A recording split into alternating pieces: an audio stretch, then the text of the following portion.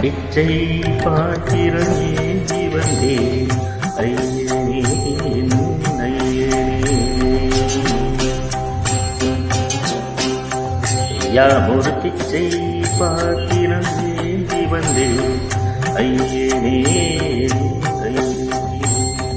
பிண்டம் என்னும் எலும்பொடு சதைநரம் முதிரமும் அடங்கிய உடம்பு எனும் பிச்சை பாத்திரம் ஏந்தி வந்தேன் ஐயனே ஐயனே.